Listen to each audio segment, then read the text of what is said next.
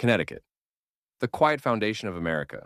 Before it was a state, before it had borders, before it even had a name, Connecticut was a passage, a place defined not by conquest, but by movement. For thousands of years before European arrival, native peoples lived along the rivers, forests, and coastline that shaped daily life. The land was not divided by lines, but by seasons, waterways, and relationships. The Pequot, Mohegan, Nipmuc, and Podunk peoples understood the region as a network rather than a possession. The Connecticut River was the organizing force. It fed communities, connected villages, and guided trade. Long before roads or railways, this river made the region legible. When Europeans arrived in the early 1600s, they followed the same logic. They came by water. The Dutch established early trading posts, recognizing the river's strategic value. But it was the English who would remain and reshape the region. In the 1630s, Puritan settlers moved from Massachusetts into the Connecticut River Valley, seeking land, religious autonomy, and local control. Unlike colonies formed under royal decree, Connecticut's earliest settlements developed through agreement rather than mandate. Hartford, Windsor, and Wethersfield were not imposed from afar.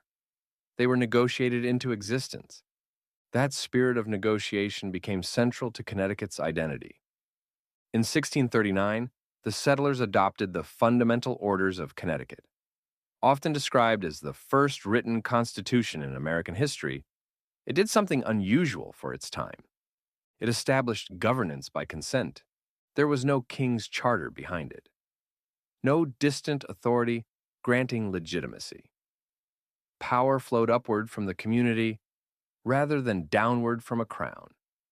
This quiet innovation would echo far beyond the colony itself. Conflict, however, was unavoidable. The Pequot War of the 1630s reshaped power dynamics in New England and left lasting scars. It marked one of the earliest large-scale violent clashes between native nations and English settlers. The consequences were devastating, and the legacy remains part of Connecticut's history, even when it goes unspoken. As the colony stabilized, it did so without spectacle. There were no massive ports like Boston, no explosive population booms. Instead, Connecticut became a place of structure. Town meetings mattered, local courts mattered, rules mattered. When the American Revolution arrived, Connecticut again played a quiet but essential role. It became known as the Provision State, not because it led armies or declared dramatic ideology, but because it supplied what wars require to function: food, weapons, uniforms, horses. Connecticut made the revolution possible without demanding credit for it. That pattern repeated during the formation of the United States. In 1787, Connecticut delegates helped broker the Connecticut Compromise, balancing representation between large and small states. Without it, the Constitution may not have been ratified. Once again, Connecticut stabilized what others contested. The 19th century transformed the state. Water-powered mills lined rivers that once carried canoes. Textile factories, clockmakers, and armories emerged, turning small towns into industrial centers. Companies such as Colt and Remington helped define American manufacturing standards. Precision and repeatability became Connecticut's specialty. This was not mass spectacle. It was disciplined production. The state became known for making things that lasted. Cities grew alongside industry. New Haven developed as a center of education, law, and publishing. Hartford became a hub for insurance and finance.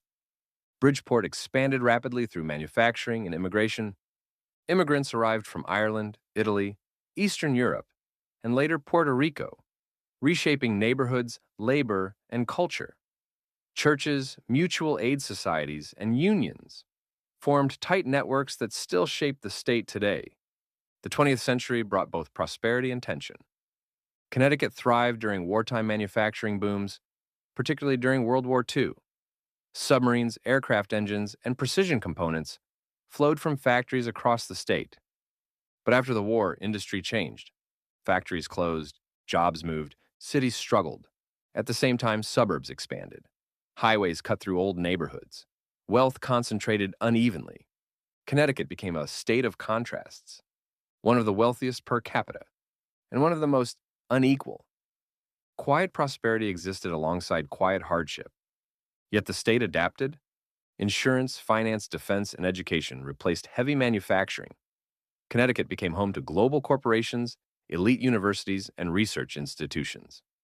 But the underlying identity remained the same: pragmatic, structured, reserved. Connecticut has never been loud about its influence. It rarely dominates national headlines. It rarely markets itself aggressively.